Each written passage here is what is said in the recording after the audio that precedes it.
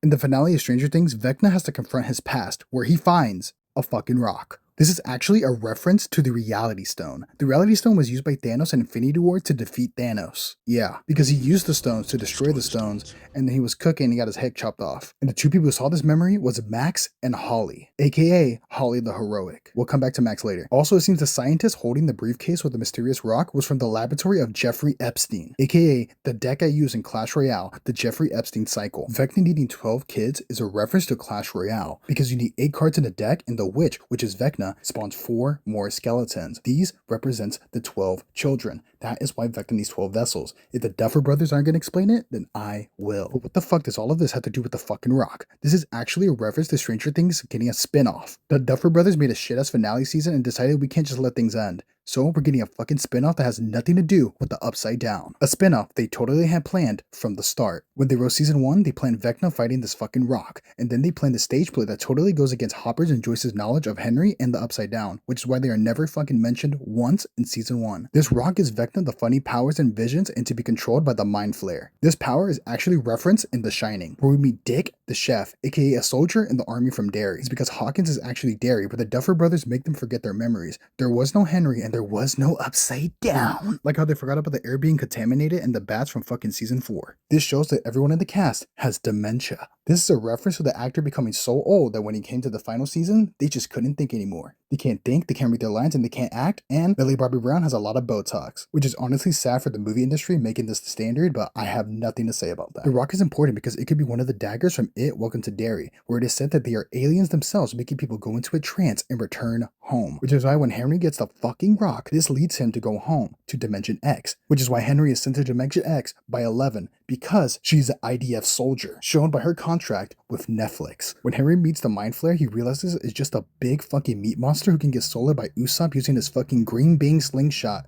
that he uses. This horrible writing decision and power scaling is a reference to Oda and how shit the Duffer Brothers are on writing power scaling in their verse, making the Mind Flare bottom tier in the One Piece verse, up there with Mihawk and Alistair from Hazbin Hotel in the bum tier list. Speaking of things Joyce forgot about, this is actually a pre-time skip lore jump for the Epstein files. When Joyce is buying a new telephone, the man at the register says this: I have to pay Jeffrey for Donald?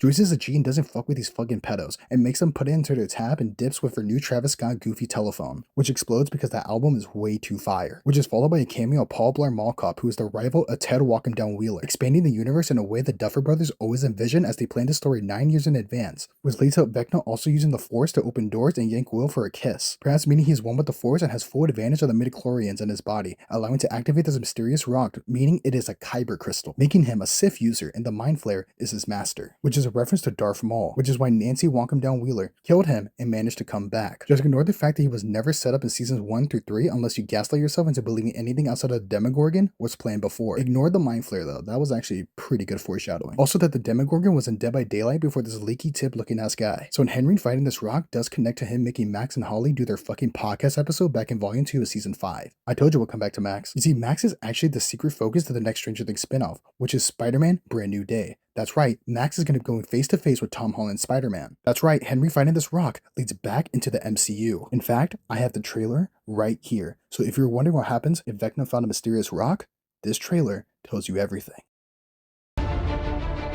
New York, I love you, but you're bringing me down. And your name? Adolf Hitler.